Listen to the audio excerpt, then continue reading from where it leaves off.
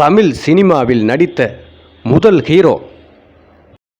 Super star என்ற அந்தஸ்தை பெற்ற உச்ச நட்சத்திரம் திரு தியாகராஜ பாகவதர் அவர்கள் 1910ஆம் ஆண்டு மார்ச் மாதம் விஸ்வகர்மா, அதாவது பொற்கொல்லர் தங்க ஆசாரி குடும்பத்தில் கிருஷ்ணசாமி விஸ்வகர்மா மாணிக்கம்மாள் தம்பதியருக்கு மகனாக பிறந்தார். பல நாடகங்களில் பெண் வேடம் ஏற்று நடித்தார். கிருஷ்ணசாமி அவர்கள் தன் குடும்பத்துடன் திருச்சிக்கு சென்று அங்கு உய்யக்கொண்டான் திருமலை என்னும் இடத்தில் நகைவேலை செய்து வந்தார். தியாகராஜன் அவருடன் கோவிந்தராஜன், சண்முகராஜன் என்ற 2 இளைய சகோதரர்களும், அமிர்தவல்லி, புஷ்பவல்லி, பங்கஜவல்லி என்ற 3 சகோதரிகளும் உடன் பிறந்தவர்கள். சிறு வயதில் தியாகராஜனுக்கு பள்ளி படிப்பில் நாட்டம் செல்லவில்லை. யார் பாடினாலும், இசை கச்சேரி எங்கு நடைபெற்றாலும் தியாகராஜ பாகவதர் அங்கே செல்வது மட்டுமல்ல, மறுபடியும் அந்த பாடல்களை ஒழுங்காக கேட்போர் வியக்கும் வகையில் பாடி காட்டுவார். எஃப்ஜி நடேஜ ஐயர் அன்றைய ஆங்கிலேயர் ஆட்சியில் புதுக்கோட்டை ரயில் நிலையத்தில் ஸ்டேஷன் மாஸ்டர் ஆக பணியாற்றி வந்தார். அப்போது சொந்தமாக திருச்சியில் நடத்தி வந்த ரசிக ரஞ்சன சபாவில் நடந்து வந்த அரிச்சந்திரா நாடகத்தில் அரிச்சந்திரின் மகனாக லோகிதாசன் பாத்திரத்தில் தியாகராஜ பாகவதர் நடித்தார். அரிச்சந்திரா நாடகத்தை பார்த்த பிரபல வயலின் வித்வான் மதுரை பொன்னு ஐயங்கார் தியாகராஜ பாகவதரின் குரல் வளத்தையும் இசை நயத்தையும் கண்டு பாராட்டியதுடன் அவருக்கு கர்நாடக இசையை முறையாக கற்றுத்தர முன்வந்தார். கர்நாடக இசையில் பயிற்சி பெற்றார். அதே நேரத்தில் நாடகத் துறையில் ஆசானாக விளங்கிய நடராஜ வாத்தியார் நடிப்பில் அவருக்கு பயிற்சியும் அளித்தார். இவர் இசையிலும் நடிப்பிலும் சிறந்து விளங்குவார் என்று வாத்தி நடராஜ ஐயர் அவர்கள் பாகவதர் என்ற பட்டத்தை இவருக்கு வழங்கினார். அதனால் தியாகராஜன் என்ற பெயருடன் இணைத்து பாகவதர் என்ற பட்டத்துடன் சேர்த்து தியாகராஜ பாகவதர் என்று பெயர் மாற்றம் செய்யப்பட்டது. இவருக்கு கமலம், ராஜம் என்ற 2 மனைவிகள் இருந்தனர். இதில் முதல் மனைவி கமலத்தின் குடும்பம் மட்டுமே சென்னையில் வசித்து வருகிறது. 2வது மனைவி ராஜத்தின் குடும்பம் பற்றி தகவல் எதுவும் தெரியவில்லை.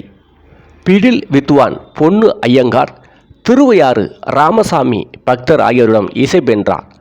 6 ஆண்டுகள் பயிற்சி தரப்பட்டதும் தியாகராஜ பாகவதருடைய பாட்டு கச்சேரியின் அரங்கேற்றத்தை நடத்த பொன்னு அங்கையார் திட்டமிட்டு இசைக்கலையில் மிகவும் பெரியவர்களாக திகழ்ந்தவர்களை அணுகி தனது மாணவரின் இசைத்திறமையை விளக்கினார்.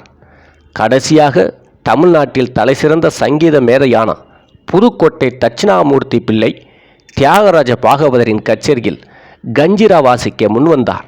அவரையொட்டி மிருதங்கம், வயலின் ஆகியவற்றில் தலை சிறந்தவர்களும் தியாகராஜ பாகவதரின் அரங்கேற்றத்தில் உடன் வாசிக்க இசைந்து வந்தனர். இது அன்றைய இசை உலகில் மிகப்பெரிய நிகழ்ச்சியாக கருதப்பட்டது. யாராலும் எதிர்பார்க்காத வகையில் அன்றைய நாள் தியாகராஜ பாகவதரின் குரல் வளமும் கர்நாடக இசையின் இனிமையையும் நுணுக்கமும் கேட்போர் வியப்படையும் வகையில் 4 மணி நேரம் கச்சேரியை சிறப்புடைய செய்தன. கச்சேரியின் முடிவில் புதுக்கோட்டை தட்சிணாமூர்த்தி பிள்ளை எழுந்து நின்று தியாகராஜன் ஒரு பாகவதர் என்று பற்ற வழங்கினார். அவ்வாறு தியாகராஜ பாகவதர் தமிழில் உலகுக்கு அறிமுகப்படுத்தப்பட்டார். நாளடைவில் பாகவதர் என்றால் அவரை மட்டுமே குறிப்பதாக அது மக்களிடம் அமைந்தது. 1926ஆம் ஆண்டில் திருச்சி பொன்மலையில் முதலாக பவளக்கொடி நாடகத்தில் அர்ஜுனனாக வேடமிட்டு தியாகராஜ பாகவதர் நடித்தார். அதில் பவளக்கொடி வேடமிட்டு பெண் வேடத்தில் டிபி ராமகிருஷ்ணன் நடித்தார். பிறகு அவருடன் இணைந்து நாடகத்தில் பவளக்கொடி வேடத்தில் எஸ்டி சுப்புலட்சுமி நடித்தார். பாகவதர், சுப்புலட்சுமி நாடக மேடை நட்சத்திரங்களாக பிரபலம் அடைந்தனர். இந்த நிலையில் தொடர்ந்து நாடகத்தில் நடித்து வந்தார். அவருக்கு சினிமா வாய்ப்பு வந்தது.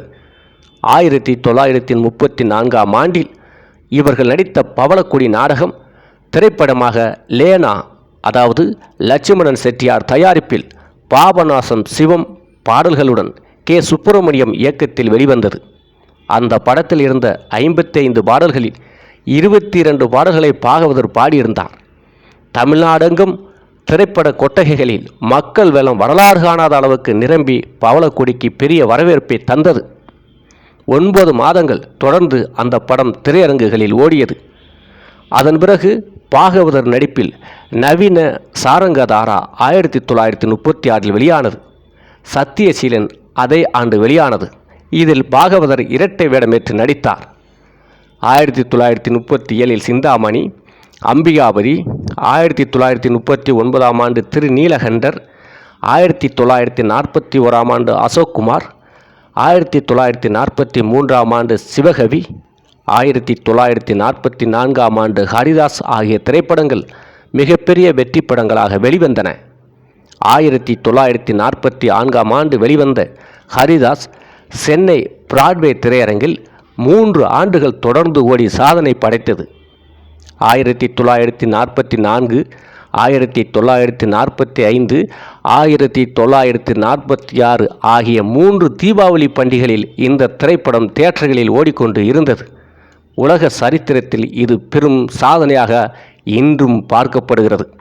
அப்போதைய ஆங்கிலேயர்கள் ஆட்சியில் அவர்கள் இயக்கிய ஒரு நாடகத்தை MK தியாகராஜ பாகவதர் நடித்து கொடுத்தார்.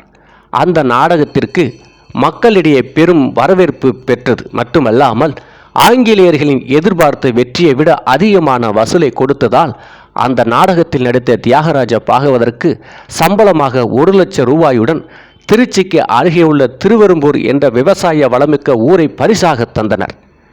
ஆனால் அதை வாங்க மறுத்து அந்த ஊரை மீண்டும் ஆங்கிலேயரிடமே கொடுத்துவிட்டு 1 லட்சம் ரூபாயை இந்திய சுதந்திர போராட்டத்துக்கு நிவாரண நிதியாக வழங்கினார் தியாகராஜ பாகவதர். அந்த அளவுக்கு ஒரு தியாக செம்மலாக விளங்கினார்.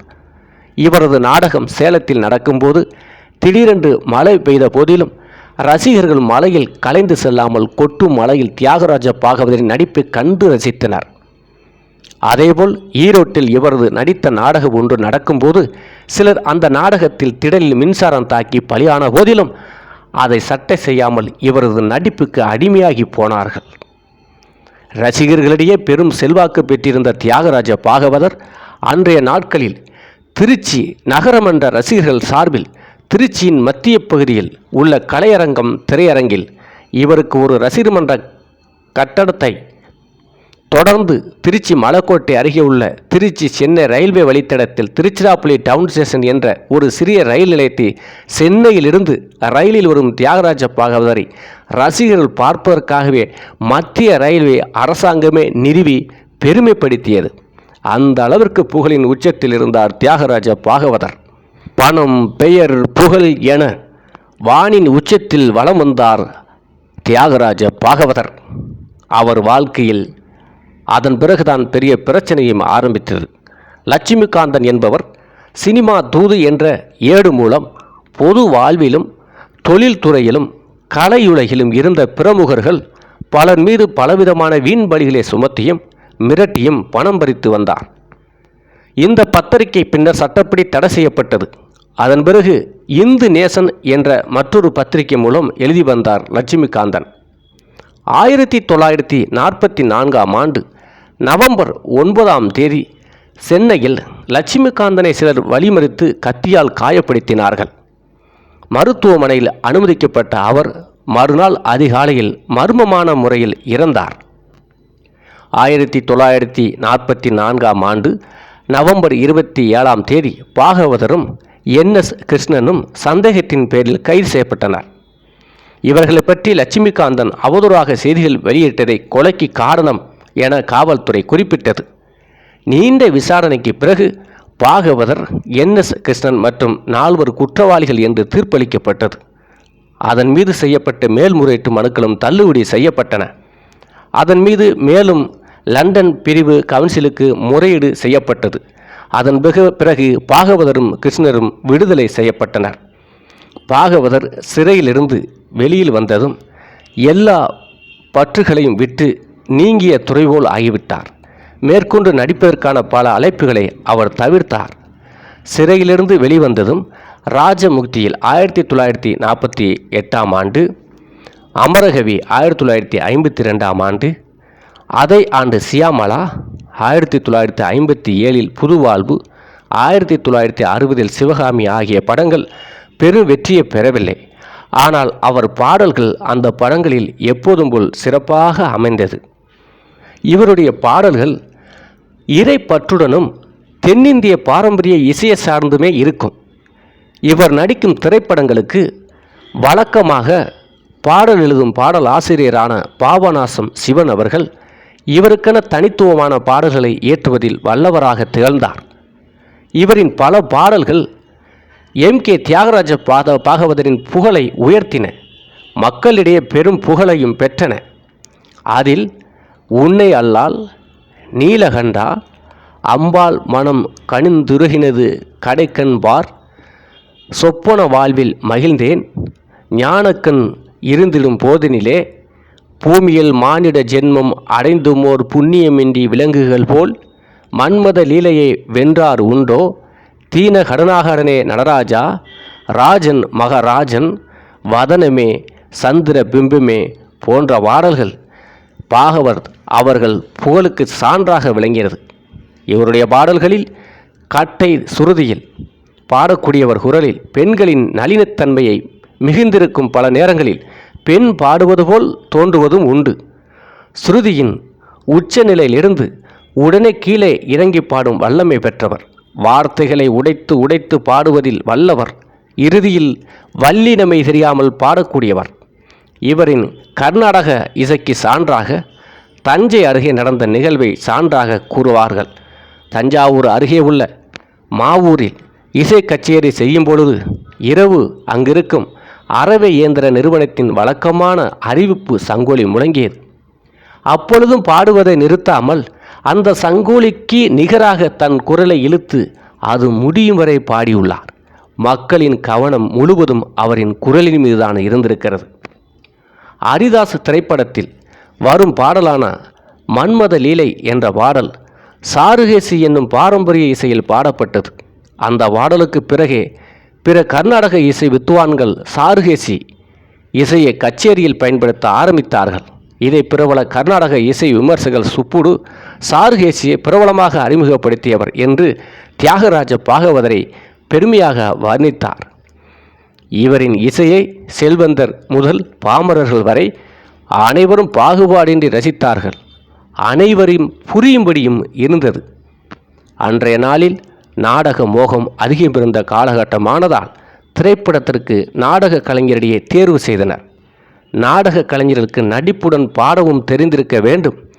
ஆகையால் பாரம்பரிய இசைக்கலையை கற்று தேர்ச்சி பெற்றிருந்தனர். பாகவதரும் அவ்வாறு தேர்ச்சி பெற்றாக இருந்தார்.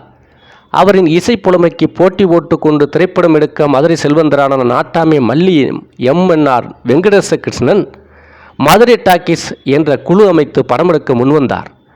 மதுரை செல்வந்தரால் மதுரை டாக்கீஸ் நிறுவனத்தால் எடுத்து திரையிடப்பட்ட சிந்தாமணி படம் அமோக வெற்றி பெற்றதனால் அதை திரையரங்கு சிந்தாமணி திரையரங்கம் என்று பெயர் பெற்று இன்று வரை அவ்வாறே அழைக்கப்படுகிறது. அவரின் சிகை அலங்காரம் பாகவதர் சிகை அலங்காரம் என்று அனைவராலும் அன்றைய நிலையிலும் பேசப்பட்டது, இன்றும் பேசிக்கொண்டுதான் வருகிறார்கள். தமிழ் திரையுலகில் முதல் உயர் நட்சத்திரமாக சூப்பர் ஸ்டாராக கருதப்படுகின்றவர். 1934ஆம் ஆண்டில் பவளக்கொடியின் மூலம் அறிமுகமான இவர் மறைவுக்கு முன் வரை 14 படங்களில் நடித்தார். அதில் பெரும்பாலும் வெற்றி பெற்ற படங்களை திருநீலகண்டர், அம்பிகாபதி, சிந்தாமணி. முதல் வெற்றியை கொடுத்த படங்கள் 1944ஆம் ஆண்டில் வெளியிடப்பட்ட ஹரிதாஸ் 3 வருடங்கள் ஒரே திரையரங்கமான பிராட்வே திரையரங்கில் ஓடி சாதனை படைத்தது. அவர் நடித்த கடைசி திரைப்படம் சிவகாமி. சிவகாமி படத்தின் இறுதி காட்சிகள் கோவில்களில் எடுக்கப்பட்டது. அந்த காட்சிகளின் பொழுதே அவர் அதிக நலிவடைந்திருந்தார். அவரின் காட்சிகளுக்கு வாயசைக்க முடியா நிலைமைக்கு தள்ளப்பட்டார். கண்கள் பழுதடைந்த நிலையில் காட்சிகளில் நடிக்க தடுமாறினார். சிந்தாமணியில் பாடிய ஞானக்கண் ஒன்று இருந்திடும் போதினிலே ஊனக்கண் இழந்ததால் உலருக்கு குறை உண்டோ என்று அவர் அந்த படத்தில் பாடிய நிலைமைக்கு தள்ளப்பட்டவரானார். இறுதியில் 1959ஆம் ஆண்டு நவம்பர் 1ஆம் தேதி அன்று சென்னை மருத்துவமனையில் சேர்க்கப்பட்டு சிகிச்சை பலனளிக்காமல் காலமானார். சினிமாவில் முதல் ஹீரோவாக முதல் சூப்பர் ஸ்டாராக வலம் வந்தவர் தியாகராஜ பாகவதர். அவர் நடித்த திரைப்படம் பவளக்கொடி 1934இல் வெளியானது.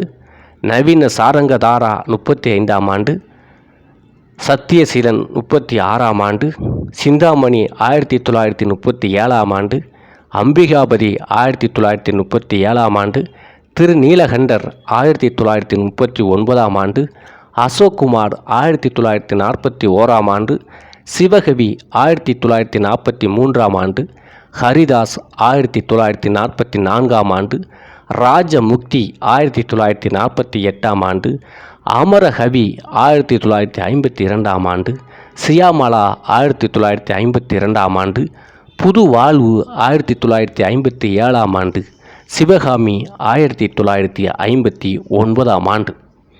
இதுதான் இவர் நடித்த படங்கள்.